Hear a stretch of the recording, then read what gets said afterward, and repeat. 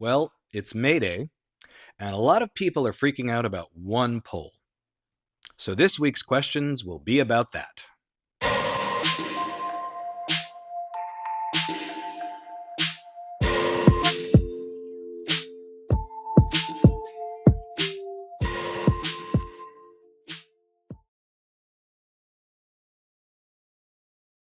The local ABC affiliate in San Diego and the San Diego Union Tribune conducted a poll of 500 people.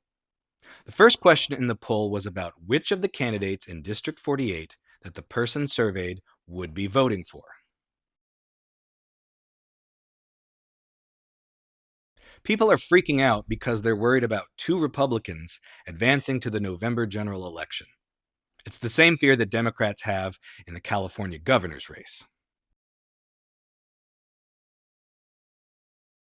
No, they shouldn't, for several reasons.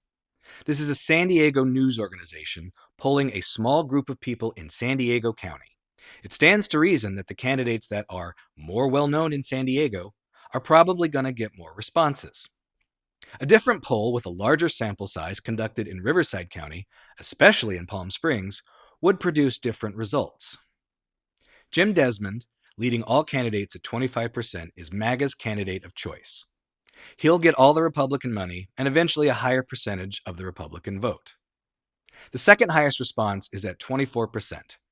These are likely Democrat and independent voters who have time to make up their mind. Kevin Patrick O'Neill can't even be found on the FEC website. He's getting 13%, likely because he's the only other Republican candidate available to choose. Lastly, we just saw Eric Swalwell go from being the Democratic frontrunner in the California governor's race to ending his campaign in 72 hours. It's one poll and there's more than a month left before the primary. Anything can happen.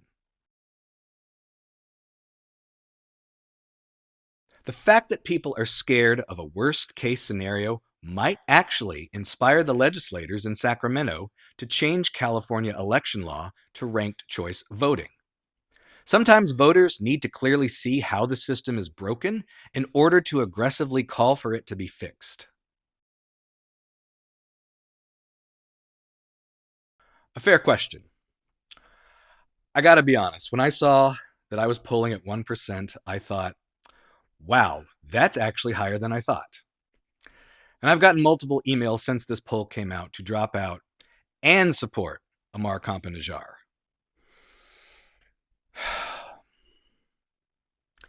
In the last month, both my husband and my dad have been diagnosed with cancer.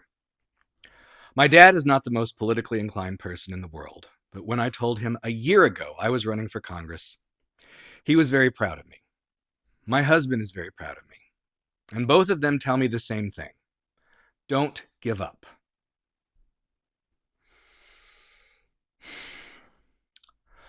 Both of my parents were public school teachers. They talk about feeling called to be teachers.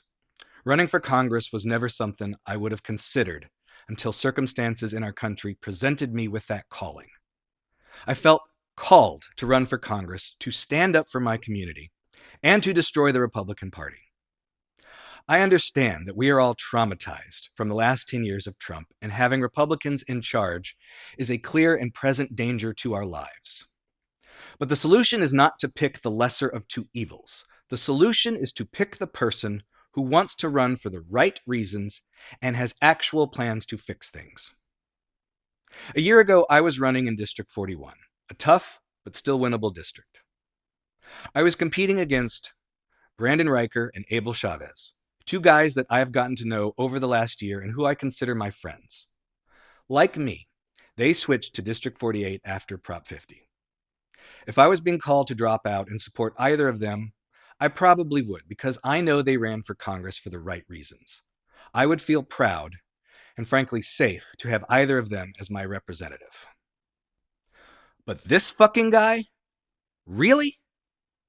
The reason he is the highest polling Democrat in a poll taken in San Diego is because he ran for Congress twice in San Diego and lost. After Prop 50, he chose to run in a district that he doesn't live in only because it became easier for him to win. He doesn't think about us. He thinks about himself. and he has been open about his disregard for the people of Palm Springs. He expects us to vote for him because he considers us to be obedient sheep who do what they are told. Palm Springs.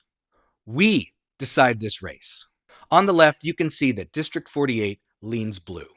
On the right, you can see that if you take out Palm Springs, it leans red. That's why the map was drawn this way. We are the bright blue dot that swings the district from the red column to the blue column. Me and my husband and our friends and all the voters in Palm Springs were purposefully disenfranchised from our community in the Coachella Valley in order to flip a district. The 15,000 to 20,000 reliable Democratic voters in Palm Springs are the reason this district will be won by a Democrat. But if we're going to be the difference in this race, then we should have a say and be given the fair chance to pick one of our own.